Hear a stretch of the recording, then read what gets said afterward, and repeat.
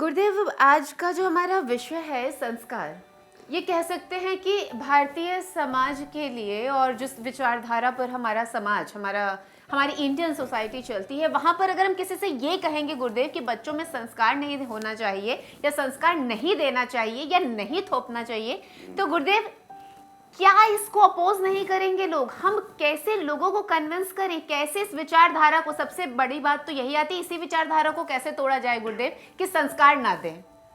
Wonderful, बिल्कुल सही प्रश्न पूछा है आपने। आजकल हमारे देश की ही नहीं, सारी दुनिया में यह बात कही जाती है कि बच्चों में अच्छे संस्कार डालने चाहिए, और अच्छे संस्कार के नाम पर सबसे ज़्यादा अहित बच्चों का किया गया। और बच्चे ही तो भावी मनुष्य बनते हैं, भावी माँ बाप बनते हैं। तो वास्तव में ये अहित बच्चों का नहीं, सारी मनुष्यता का अहित किया गया, सिर्फ संस्कार के नाम पर। इंटेंशंस अच्छे थे, माँ बाप के इंटेंशंस। बड़ी मज़े की बात है कि यह इतना बड़ा अहित, इतना बड़ा जहरीला कर देने का काम, जीवन को ही जहरीला कर देने का काम शुभेच्छुओं के द्वारा, माता पिता के द्वारा, जो अच्छे शुभचिंतक हैं, एकमात्र शुभचिंतक हैं, उनके द्वारा अच्छे इरादों से किया गया। लेकिन इसके परिणाम बहुत ही खतरनाक, आत्मघाती और जहरीले सिद्ध हुए। इसलिए मेरे संदेश की आत्मा, मेरे संदेश का प्राण यही है कि हम बच्चों को विकसित करने में 2-3 महत्वपूर्ण बुनियादी बातों का ध्यान रखें। पहली बात, हम कोई ऐसी बात उनके भीतर न डालें जो हमने अनुभव नहीं की है। जैसे मैंने कहा कि अगर हमने ईश्वर का अनुभव नहीं किया है तो हम उनसे यह न कहें कि ईश्वर है और तुम आस्तिक बनो। मैंने कहा उन्हें हम प्रेरित करें, प्रोत्साहित करें कि वह ईश्वर की खोज करने के लिए तत्पर हों, सक्रिय हों, उसकी प्यास उनके भीतर भरे। जो सत्य हमने नहीं जाने हैं उनके संबंध में अपने काल्पनिक, झूठे और मनगढ़ंत बातें उनके ऊपर न थोपें, क्योंकि उनके ऊपर हम जाने अनजाने थोपते चले जाते हैं, वो उनके जीवन का अंग बन जाता है और वह उन्हें नपुंसक कर देता है। उस दिशा में उनकी संभावनाएं, खोज की संभावनाएं समाप्त हो जाती। पहली बात। दूसरी बुनियादी बात यह है कि इन बच्चों को जो कुछ आंतरिक वृत्ति के अनुसार बनने के लिए वे निर्मित हुए हैं अस्तित्व के द्वारा, परमात्मा के द्वारा, उन्हें स्वयं को बेशर्त विकसित होने का अवसर प्रदान करें।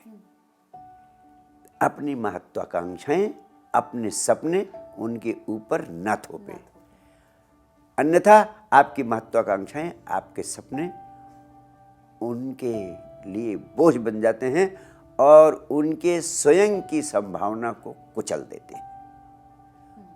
इसके अलावा हर एक बच्चे को बचपन से ही ध्यान और प्रेम की दीक्षा तथा आधुनिक ज्ञान और विज्ञान की विश्व स्तरीय शिक्षा उपलब्ध कराने की चेष्टा की जाए। यानी बच्चों को अगर हम बचपन से ही ध्यान और प्रेम की दीक्षा देंगे तो उन बच्चों को स्वयं को पूरी तरह विकसित होने का अवसर मिलेगा। ध्यान के अभ्यास से उनकी आंतरिक प्रतिभा विकसित होगी, वे स्वयं विवेकपूर्ण होंगे और धार्मिक दृष्टि से, सामाजिक दृष्टि से, राजनैतिक दृष्टि से क्या होना चाहिए, क्या नहीं होना चाहिए, इसके संबंध में उनकी अंतर्दृष्टि उन लोगों की तुलना में कई गुना अधिक सूझबूझ भरी और शक्तिशाली होगी, जो लोग ध्यान का अभ्यास, ध्यान के अनुभव से नहीं गुजरे। यानी दूसरे शब्दों में हम कहें तो ध्यान का अभ्यास करने वाले बच्चे सरलता से ध्यान को उपलब्ध हो सकते हैं। बचपन में ध्यान को उपलब्ध हो पाना अत्यधिक सरल है, अपेक्षाकृत प्रौढ़ और बूढ़े लोगों की तुलना में, क्योंकि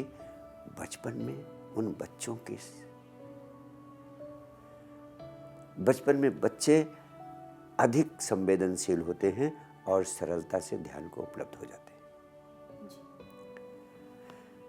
ये बच्चे अगर ध्यान का अभ्यास करेंगे तो उनके भीतर से एक ऐसी अंतर्दृष्टि पैदा होगी जो उन्हें तो लाभान्वित करेगी, उनके माँ बाप और आने वाली पीढ़ी को भी उसका लाभ मिलेगा।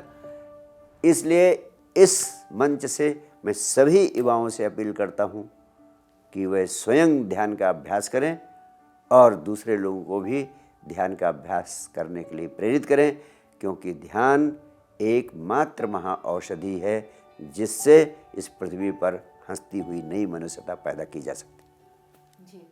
यानी कि हम इसके माध्यम से एक नई मानवता का आगाज कर सकते हैं, शुभारंभ कर सकते हैं, लेकिन उसके लिए विचारधारा को बदलने की शुरुआत आज से करनी होगी, अभी से करनी होगी।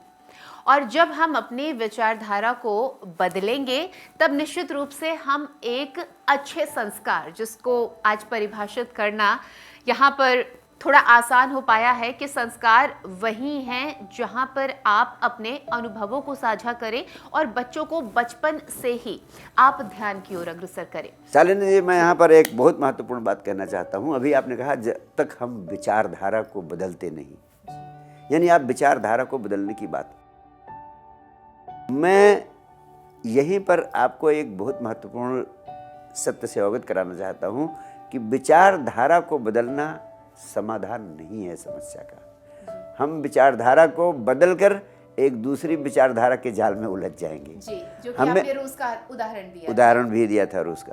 मैं ये कहना चाहता हूँ, हमें विचारधाराओं के जाल में नहीं उलझना है, विचारधाराओं के जाल से ही तो मुक्त करने की कला सिखाना चाहता हूँ।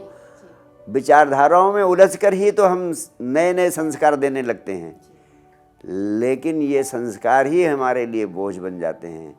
संस्कार नहीं देना है, भीतर से जो हमारा बच्चों के भीतर जो स्वाभाविक क्षमता निहित है, जो उनकी प्रखर संभावनाएं हैं, उन संभावनाओं को विकसित होने का अवसर प्रदान करना है, जिसके लिए एकमात्र उपाय है ध्यान ध्यान ध्यान।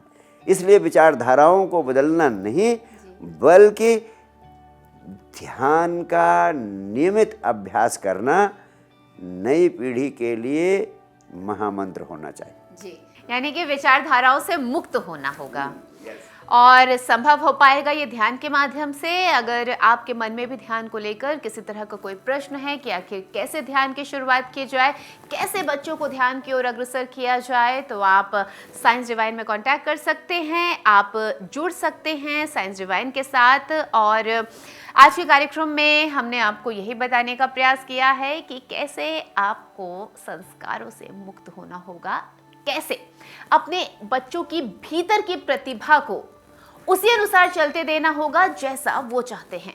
आप उन्हें आगे बढ़ने दीजिए और देखिए कैसे वो एक नए समाज, नए मानवता का निर्माण करते हैं। आशा करते हैं आपको आज की हमारी ये श्रृंखला पसंद आई होगी। लेकर एक नया विषय, लेकर कुछ नई जानकारियां हम फिर होंगे आपके समक्ष हाजिर। आज के लिए दीजिए मुझे इजाज़त और आप सबसे इजाज़त लो उससे पहले बहुत बहुत धन्यवाद करना चाहूँगी। गुरुदेव, आपने समय दिया और संस्कार जिस पर चर्चा करना बहुत ज़्यादा आवश्यक था गुरुदेव, आपने उस पर चर्चा की, इसके लिए मैं आपका तहे दिल से धन्यवाद करती हूँ। नमस्कार। Thank you. नमस्कार। अभी के लिए बस इतना ही। आप जुड़े रहिए साइंस डिवाइन फाउंडेशन के साथ। तो आज के लिए हमारे इस विशेष कार्यक्रम शांति से क्रांति की ओर साक्षी श्री के साथ में बस इतना ही। और आप जुड़े रहिए साइंस डिवाइन फाउंडेशन के साथ और मुझे दीजिए इजाजत। नमस्कार।